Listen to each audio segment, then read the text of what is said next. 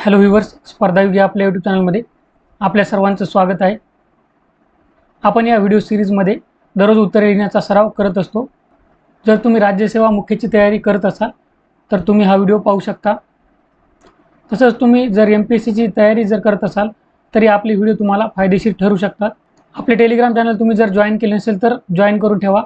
Telegram चॅनलवर answer writing बाबत ज्या काही महत्त्वाच्या गोष्टी आहेत त्या सर्व गोष्टी तुम्हाला मिळून जातील। आणि व्हिडिओची स्पीड तुम्हाला स्लो वाटत असेल तर यूट्यूबवर तशी सुविधा आहे, तुम्ही व्हिडिओची स्पीड वाढवून व्हिडिओ पाहू शकता। आज द हिंदूमध्ये आर्टिकल आलेला आहे, India marks relative drop in gender parity. हे आर्टिकल आपण पाहणार आहोत। वर्ल्ड इकॉनॉमिक फोरमचा जो ग्लोबल जेंडर गॅप रिपोर्ट असतो त्याबाबत हे आर्टिकल आहे। तर हे आर्टिकल आपण मराठीत समजून घेऊया। तसेच लिंग असमानताबाबत आपल्या अभ्यासक्रमाच्या दृष्टीने काही गोष्टी आपण समजून घेणार आहोत एक्स्ट्रा, आणि त्यानंतर प्रश्न पाहणार आहोत। त्या प्रश्नाचे उत्तर तुम्हाला स्वतः लिहायचे आहे। ग्लोबल जेंडर गॅप रिपोर्ट, जागतिक लिंग अंतर अहवाल किंवा जागतिक लिंग असमानता अहवाल। परीक्षेमध्ये तुम्ही लिहिताना असं ग्लोबल जेंडर गॅप लिहू शकता, असं काही नाही की तुम्हाला याचं भाषांतरच करायला पाहिजे। या अहवालाचं या वर्षीचं 2025चं हे 19वे एडिशन आहे। हा अहवाल वर्ल्ड इकॉनॉमिक फोरम या संस्थेद्वारे जाहीर केला जातो। वर्ल्ड इकॉनॉमिक फोरम हे सुद्धा तुम्ही असं वर्ल्ड इकॉनॉमिक फोरम असं लिहू शकता, काही गरज नाही तुम्हाला जागतिक आर्थिक मंच असं कन्वर्ट करायची। तर हे काय वर्ल्ड इकॉनॉमिक फोरम? हे नॉन गव्हर्नमेंटल ऑर्गनायझेशन आहे, म्हणजे NGO आहे। याची स्थापना 1971ला झालेली होती। 2025 मध्ये भारताची रँक आहे 131, मागच्या वर्षी 129 होती। 2 स्थानांनी आपण घसरलेलो आहोत। गुण आपले यावर्षी 64.1% आहे, मागच्या वेळेस 68.5%। आता गुणाने आपल्याला काय कळते, समजा 64% आहेत तर आपल्याला किती राहिले, 6, 70 आणि 30, 100 म्हणजे 36% गॅप अजून भरून काढायचा आहे। 36% लिंग असमानता भारताला अजून भरून काढायची आहे, असा त्याचा अर्थ होतो बघा। आइसलँड हा देश आहे युरोपमध्ये, तो टॉप आहे आणि सलग 16व्या वेळेस हा देश टॉप आलेला आहे। बांगलादेश बेस्ट परफॉर्मर म्हणून यावेळेस पुढे आलेला आहे आणि रँक आहे 24वी। बघा म्हणजे आपली रँक आणि बांगलादेशच्या रँकमध्ये किती फरक आहे। आणि आपला बेस्ट फ्रेंड पाकिस्तान जे आहे ते बॉटमला आहे, 148व्या रँकमध्ये आहे। आणि हे अपेक्षितच होतं आपल्याला। 4 डायमेन्शन्स आहेत, 4 आयाम आहेत, ते कन्सिडर केले जातात या अहवाल तयार करताना। आर्थिक सहभाग व संधी, इकॉनॉमिक पार्टिसिपेशन अँड अपॉर्च्युनिटी, शैक्षणिक प्राप्ती, एज्युकेशनल अटेनमेंट, आरोग्य व जगणे, हेल्थ अँड सर्वायवल, राजकीय सक्षमीकरण, पॉलिटिकल एम्पॉवरमेंट। तर याच्यामध्ये शैक्षणिक प्राप्तीमध्ये 97.1% आपला स्कोर आहे। आणि हा स्कोर वाढलेला कशामुळे आहे तर महिला साक्षरता व तृतीयक शिक्षण यामध्ये प्रवेश वाढलेला आहे। तृतीयक शिक्षण म्हणजे कॉलेज आणि कॉलेजच्या पुढचं जे शिक्षण असतं त्याला तृतीयक शिक्षण, टर्शरी एज्युकेशन असं म्हणतात। राजकीय सक्षमीकरण बाबत बोलायचं झालं तर महिला प्रतिनिधित्व जे आहे संसदेमध्ये ते कमी झालेलं आहे। 14.60% होतं तर ते 13.8% झालेलं आहे। म्हणजे यावर्षी 13.8% आहे, मागच्या वर्षी 14.60% होतं। आता भारत काय पावले उचलत आहे लिंग असमानता कमी करण्यासाठी, त्याची माहिती आपल्याला पाहिजे। हे बघा, बेटी बचाओ बेटी पढाओ। बेटी बचाओ बेटी पढाओ या नावातच आहे। भ्रूण हत्या रोखण्यासाठी, म्हणजे गर्ल चाइल्डची जी हत्या केली जाते ती रोखण्यासाठी, तसेच जी बेटी आहे गर्ल चाइल्ड आहे तिला शिक्षण देण्यासाठी आणि मुलींचे एकंदरीत महत्त्व पटवून देण्यासाठी, लोकांना त्यांच्यामध्ये जागरूकता पसरवण्यासाठी ही बेटी बचाओ आणि बेटी पढाओ ही बेटी बचाओ व बेटी पढाओ स्कीम आहे। सुकन्या समृद्धी योजना ही काय करते तर शिक्षण, लग्न यासाठी आर्थिक सहाय्य मुलीला मिळावं म्हणून मुलींच्या जन्मानंतर खाते उघडण्याची सुविधा देते, त्या खात्यामध्ये सरकारसुद्धा कॉन्ट्रीब्यूट करत असते. कस्तुरबा गांधी बालिका विद्यालय, आता या नावावरूनच कळालं असेल तुम्हाला, हे काय बघा रेसिडेन्शियल स्कूल्स आहेत, म्हणजे हॉस्टेलसुद्धा असणार आणि शाळासुद्धा असणार. SC ST साठी, मागासवर्गीयांसाठी आणि BPL बिलो पॉवर्टी लाईन जे आहेत 6वी ते 8वी या वर्गात शिकणाऱ्या मुलींसाठी हे कस्तुरबा गांधी बालिका विद्यालय स्थापन केले जात आहेत. आता हे 9वी ते 12वी साठी सुद्धा अपग्रेड केले जाणार आहेत, करत आहेत ते, प्रोसेसमध्ये चालू आहे सगळ्या गोष्टी. तसेच स्थानिक प्रशासनामध्ये प्रतिनिधित्व 33% जागा स्थानिक प्रशासनात राखीव ठेवलेल्या आहेत भारतामध्ये. आणि महाराष्ट्राचं बोलायचं झालं तर 50% जागा महाराष्ट्रात ग्रामसभा, पंचायत समिती आणि जिल्हा परिषदमध्ये राखीव आहेत. तसेच नुकतंच झालेलं 2023 मध्ये पारित झालेलं नारी शक्ती वंदन अधिनियम जे आहे ते 1/3 जागा 33% जागा संसद व राज्य विधानसभेत महिलांसाठी आरक्षित करते. तर हे कधी होणार आहे, तर परिसीमा निश्चित झाल्या, डिलिमिटेशन झाल्यावर या गोष्टी होणार आहेत. सेन्ससचा व्हिडिओ तुम्ही जर पाहिला नसेल तर सेन्ससचा व्हिडिओ पाहून घ्या. आपल्या चॅनलवर सेन्ससचा व्हिडिओ टाकलेला आहे, त्यामध्ये आपण याची चर्चा केलेली आहे. तसेच आपल्याला बघा अभ्यासक्रमामध्ये एक पॉईंट आहे की महाराष्ट्राच्या विशेष संदर्भासह, इथं बघितलं आपण महाराष्ट्राने कसे 50% जागा राखीव ठेवलेल्या आहेत. तसंच आता महाराष्ट्राची एक योजनासुद्धा आपण लिहायची, यालाच म्हणायचं महाराष्ट्राचा संदर्भ देणे. तर माझी कन्या भाग्यश्री योजना ही कशासाठी आहे, तर मुलीच्या जन्मास प्रोत्साहन द्यायचं, स्त्री भ्रूण हत्या रोखायची आणि बालविवाह टाळायची. हे 3 उद्देश या माझी कन्या भाग्यश्री योजनेमुळे साध्य होत आहेत. आता या लिंग समानता प्राप्त करण्यामध्ये भारतामध्ये काय समस्या आहेत त्याची चर्चा करूया.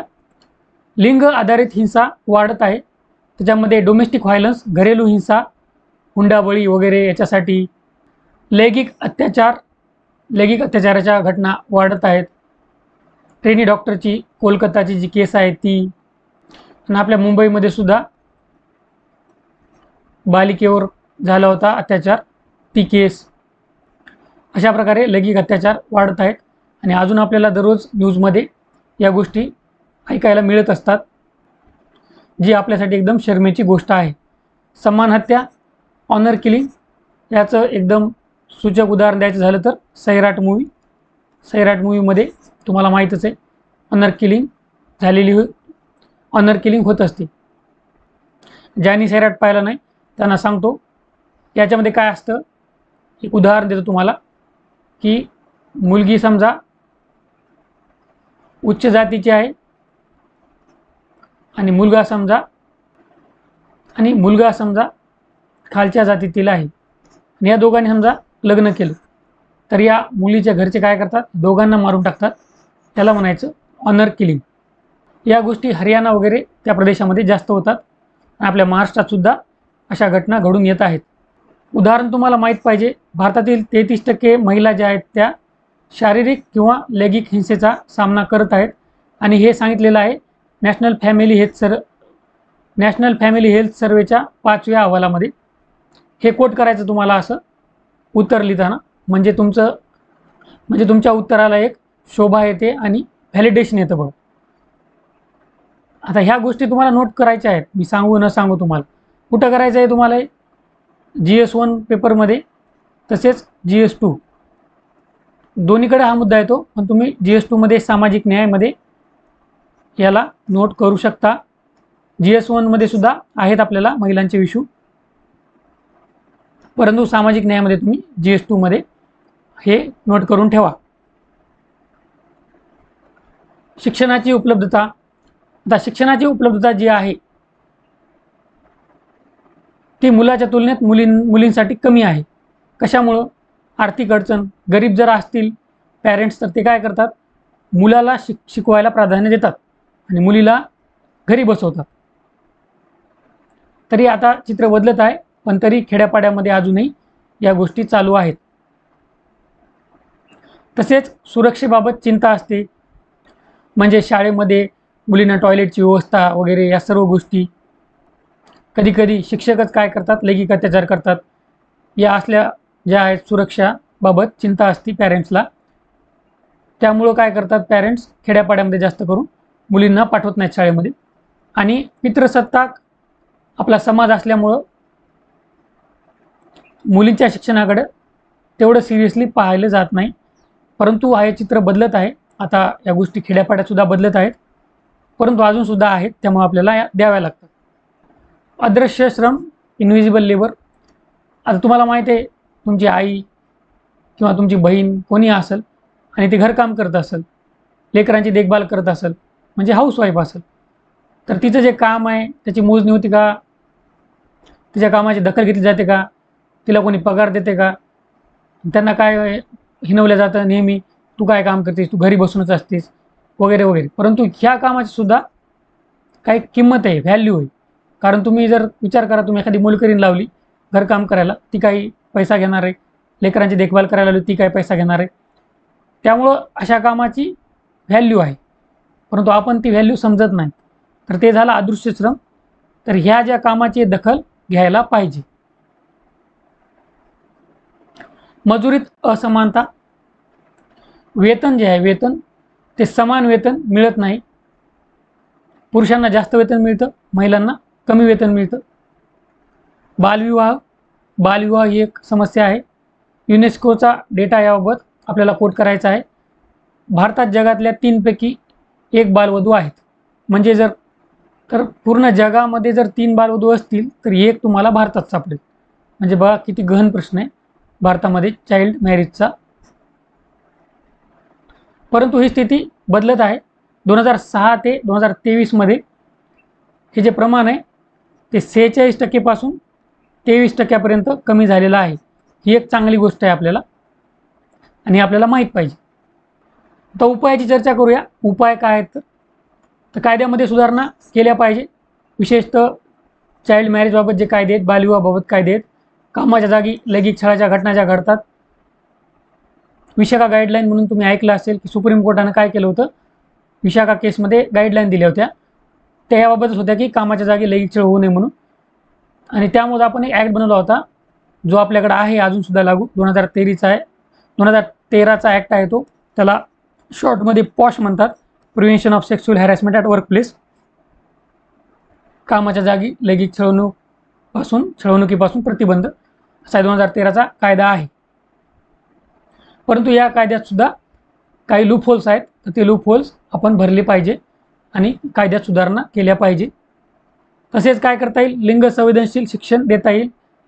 म्हणजे काय म्हणजे ह्या गोष्टी सांगितल्या पाहिजे शाळेमध्ये. महिला व मुली यांच्या वेगळ्या गरजा असतात, वेगळ्या अडचणी असतात. या गोष्टी शाळेमध्ये सांगितल्या पाहिजे. म्हणजे मुलांनासुद्धा कळेल की बाबा असं असं आहे, ते थोडं संवेदनशील व्हायला लागतील. आणि जे स्टिरियोटाईप आहेत, गैरसमजुती आहेत महिलांबाबत, ते काढून टाकायला पाहिजे शाळेमध्ये. जसं की ज्या मुली असतात, ज्या महिला असतात, त्या वीक असतात, कमजोर असतात. ही एक गैरसमजूत आहे, हे काढून टाकायला पाहिजे. शाळेमध्येच ते होऊ शकतं. आणि घरामध्ये सुद्धा काही स्टिरियोटाईप असतात, जसं की स्वयंपाक घरातील स्त्रियांनीच केला पाहिजे. हे काय कंपल्सरी नाही, पुरुषांनी सुद्धा ही गोष्ट केली पाहिजे. घरकाम झालं, या पुरुषांनी सुद्धा या गोष्टी केल्या पाहिजे. तर या गैरसमजुती लहानपणापासूनच घरात पाळत आल्यामुळे मुलगा जो असतो त्या घरातला, त्याची समजूत अशी होती की स्वयंपाक जो आहे तो आपल्या बहिणीनंच केला पाहिजे, आईनंच केला पाहिजे, आपण नाही केला पाहिजे. झाडून काढलं पाहिजे, झाडून काढणं जे आहे ते कामसुद्धा आपल्या आई बहीण यांनीच केलं पाहिजे, किंवा आजी असेल तिनं केलं पाहिजे. मुलानं आपल्या वडिलांनं केलं न पाहिजे. तर या ज्या गैरसमजुती आहेत त्या लहानपणीच शाळेमधून आणि घरात जी वागणूक मिळते त्यामधून काढल्या पाहिजे. घरकाम करणाऱ्या स्त्रियांच्या कामाची दखल घेतली पाहिजे. समान कामासाठी समान वेतन दिलं पाहिजे. तर हे उपाय आपल्याला करावे लागतील. आता आपण सर्व गोष्टी पाहिलेल्या आहेत. आता प्रश्न पाहूया.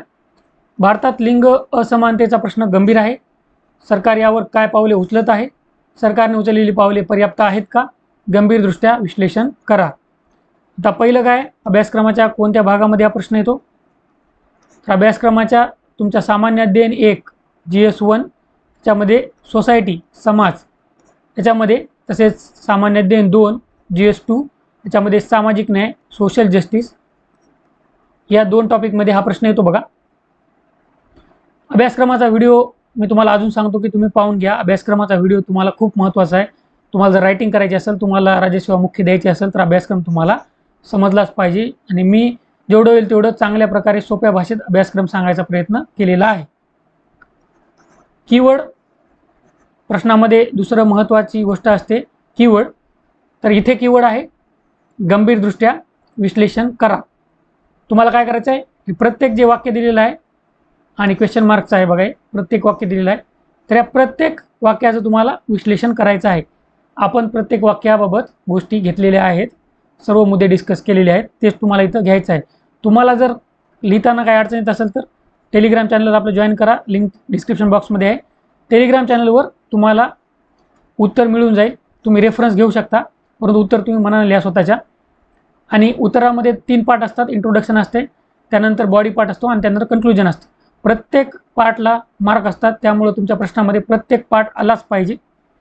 तुम्हाला जर काही अडचण असेल या आन्सर रायटिंगबद्दल तर तुम्ही कमेंट करून विचारू शकता. आशा करतो या व्हिडिओमध्ये तुम्हाला फायदा होईल. All the best. थँक्यू.